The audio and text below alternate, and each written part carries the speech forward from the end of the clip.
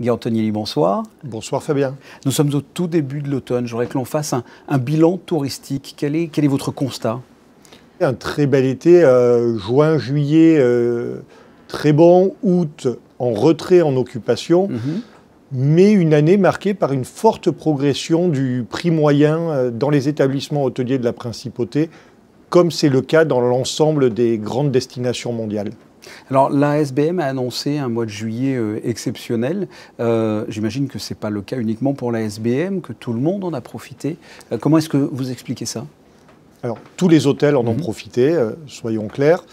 Nous craignons un peu l'absence des clientèles russes et ukrainiennes qui sont présentes essentiellement en été. D'ailleurs, ce sont des clientèles sur lesquelles on enregistre moins 60% depuis le début de l'année environ. Donc, réellement, une absence quasi totale de cette clientèle. Il faut se rappeler que les Russes sont la première clientèle du mois d'août en 2019 en Principauté. Donc, un manque très important, mais un manque qui a été compensé par d'autres nationalités. Ce qu'il faut voir, c'est qu'au niveau mondial, aujourd'hui, on assiste à un phénomène que les Américains qualifient de revenge travel. On va voyager cette année, on va faire tout ce qu'on n'a pas pu faire pendant 2 ans ou 2 ans et demi, donc qui bénéficie essentiellement aux destinations luxe, amplifiées pour les Américains par la dévaluation de l'euro qui renforce leur pouvoir d'achat. Donc eux sont moins impactés par la variation des prix en Europe. Donc une très forte présence américaine, une bonne présence du Moyen-Orient, et malgré une progression des prix très importante, des marchés européens qui ont progressé par rapport à 2019. France, Italie, Allemagne, Suisse ont progressé par rapport à 2019. Parlons des perspectives justement et de cette rentrée. Est-ce qu'il y a beaucoup de congrès? Alors, vous savez, septembre, comme vous le dites, marque la reprise du tourisme d'affaires. Septembre a commencé avec les rendez-vous de septembre, le plus vieil événement en Principauté, 64e année en Principauté, malheureusement 62e édition. Les 2 années Covid n'ont pas donné lieu à édition. Oui, le grand rendez-vous des assureurs à Monaco. Oui. Le grand rendez-vous des assureurs à Monaco avec de l'ordre de 3% d'inscrits en moins, de présents en moins qu'en 2019. Donc un réel succès.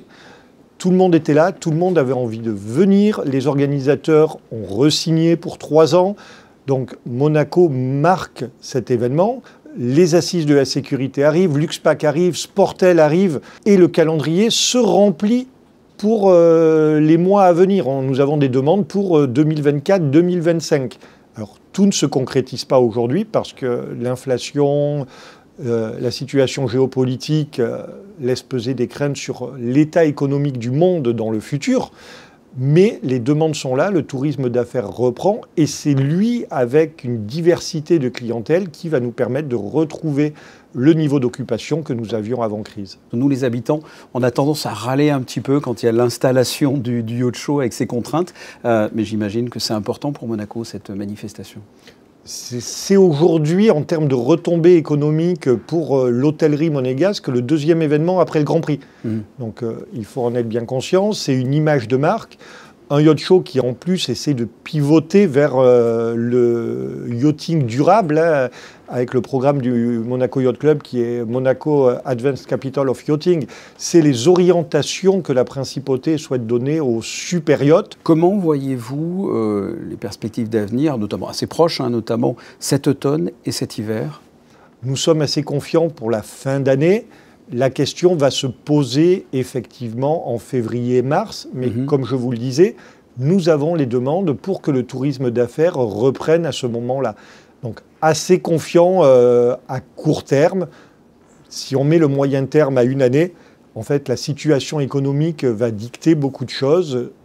Un des principaux problèmes aujourd'hui pour l'hôtellerie, qu'elle soit monégasque ou dans le département ou dans le monde, c'est en fait de réinventer le travail, les métiers de l'hôtellerie qui aujourd'hui peinent à recruter. Et quelles sont les campagnes et le travail de la direction du tourisme et des congrès pour cette perspective d'avenir, pour cette rentrée? Qu'est-ce que vous faites? Quelles sont les campagnes que vous menez? Nous allons devoir aller sur une nouvelle campagne qui n'est pas encore produite pour continuer à démarcher nos marchés prioritaires. Comme je l'ai dit, les États-Unis, le Moyen-Orient, les marchés proches, France, Royaume-Uni, Italie, Allemagne, Suisse. Aujourd'hui, on en est là. L'idée, c'est d'aller chercher, de s'appuyer sur les marchés qui prouvent qu'ils aiment la principauté. Donc, nous sommes en train d'organiser nos actions de promotion pour 2023.